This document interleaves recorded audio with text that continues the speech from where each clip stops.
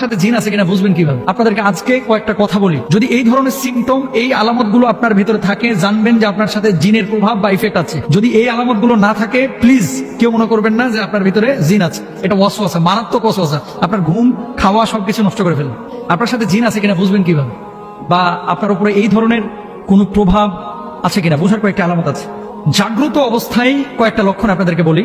এখন শুরুতে বলি, এই আলামতগুলো যদি আপনার মধ্যে থাকে তাহলে জেনে নেবেন আপনাকে একজন প্রসিদ্ধ রাকির কাছে যেতে হবে। রুকিয়া সেন্টার যেগুলো, আমি বলছি না হুজুরের কাছে আসেন, হুজুর এগুলো কাজ করে না। রুকিয়া সেন্টার ঢাকায় যেগুলো আছে, এই রুকিয়া সেন্টারগুলো মানে এরা স্পেশালিস্ট, এগুলো নিয়ে কাজ করে। এদের কাছে যাবেন এবং তদবির নেবেন। হার্টে ব্লক ধরা পড়ছে, আপনি যদি ডায়াবেটিসের ডাক্তারের কাছে যান, কাজ হবে? হবে না। আপনার পেটে পীড়া হয়েছে, পেটে ব্যথা, কিডনিতে পাথর হয়েছে, আপনি যদি এখন যান মনে করেন চোখের ডাক্তারের কাছে, কাজ হবে? হবে না। তো যারা রুকিয়া সেন্টারে কাজ করে এরা এগুলো নিয়ে স্পেশালিস্ট, মানে এগুলোর বিষয়ে তারা বিশেষজ্ঞ, তাদের কাছে যাবেন এবং কাজ করবেন।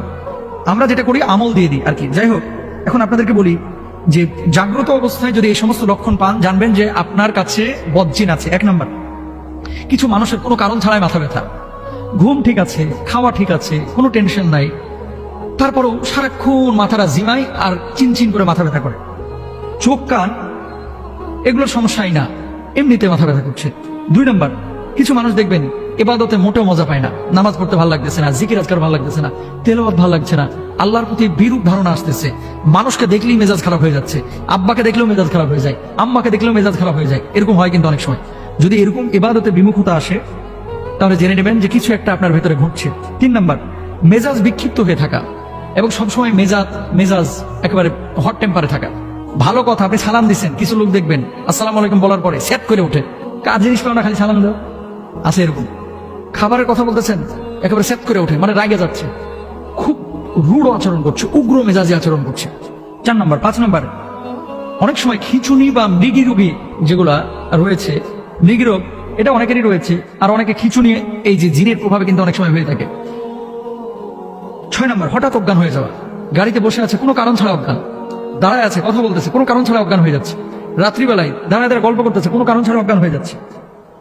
7 নাম্বার, শরীরের কোনো অঙ্গে সবসময় ব্যথা থাকা কিংবা বিকল হয়ে যাওয়া, অথবা ছোপ ছোপ কিছু দাগ দেখতে পাওয়া। রাত্রিবেলায় ঘুমিয়েছেন আপনি, হঠাৎ আপনার শরীরের উপর আঁচড় দিয়েছে, মনে হচ্ছে কেউ একটা খামচি দিয়েছে। ইভেন আমি নাম বললে চিনে যাবেন। আমরা যে বিদেশে সফরে যাই, অনেক সময় এমনটা হয়েছে যে আমাদের সাথী পাশের বেডে শুয়ে আছে, পাশে আমি শুয়ে আছি, সকালবেলায় দেখতেছি পায়ের এখানে কে যেন খামচা পুরো দাগ করে ফেলেছে, অথচ 4 স্টার মানের হোটেল, এখানে তো বিড়াল আসার কথা না, এখানে তো মশা মাছির প্রশ্ন ওঠে না, তো খামচাইলো কে? মেন কথা হচ্ছে এই ধরনের বিষয় ঘটে। শরীরে কোনো দাগ না, উঠার পরে দেখতেছেন খামচানো দাগ, এগুলো কিন্তু বদজিনের আসর। দেখবেন যে এই সমস্ত ঘটনা ঘটতেছে কিনা। তারপরে হ্যালুসিনেশন হওয়া, জাগ্রত অবস্থায় অনেক কিছু দেখা বা শোনা বা অন্যরা দেখছে না। রাস্তা দিয়ে চলতেছেন, সবাই দেখতেছে সামনে বাম দিকে যাইতে হবে, পেছনে মানুষ দেখতেছে, সাইডের মানুষ দেখতেছে, আর আপনি দেখতেছেন ডান দিকে কোনো রাস্তা নাই। এরকম ঘটে যায়। যদি এরকম হয় যে একজন মানুষ সামনে একটা জিনিস দেখতেছে সুস্পষ্ট ভাবে আর আপনি দেখতে পাচ্ছেন না, জানবেন যে খারাপ কিছু ঘটতেছে। জিনের আসর যদি কারো উপরে থাকে জাগ্রত অবস্থায়, এই মানুষটার আচরণ কি হবে? হাই হাই খাই খাই আচরণ হবে। 32 কেজি মিষ্টি চাইবে, গরুর গোস্ত চাইবে 6 কেজি। আমি রাজশাহীতে দেখেছিলাম জিনের তদবির করতেছে কবিরাজের সামনে জিন বলতেছে যে আমারে এখন টাঙ্গাইল থেকে 8 কেজি ওজনের মিষ্টি এনে দিবি, নাহলে আমি সরতাম না। কথা বুঝতে পেরেছেন? 8 কেজি ওজনের মিষ্টি চাইতেছে। 8 কেজি ওজনের মিষ্টি খাওয়া সম্ভব না। তো যাই হোক, অনেকক্ষণ তার সাথে কথা বলার পরে কবিরাজ বললো যে আপনি 4 কেজি এনে দেন। বিশ্বাস করেন, এক ব্যক্তি দাঁড়ায় ওখানে বসে 4 কেজি খাইতে পারে না, 3 কেজি খাওয়ার পর বলে যে এটা রাইখা দে, পরে খাবো। তার মানে কি? এটা মানুষের স্বাভাবিক আচরণ না, অস্বাভাবিক আচরণ। এই সমস্ত যদি সিমটম দেখেন, একটু পরামর্শ করবেন, রুকিয়া সেন্টারে যাবেন ইনশাআল্লাহ তাআলা। আরেকটা বিষয় আপনাদেরকে বলি, তাহলে এই সমস্ত জিনিসগুলো যদি আপনারা পান তাহলে জেনে নেবেন জাগ্রত অবস্থায় যদি এরকম কোনো ঘটনা ঘটে, জেনে নেবেন সে মানুষটি জিন দ্বারা আক্রান্ত হচ্ছে, তাহলে রুকিয়া সেন্টারে যাবেন।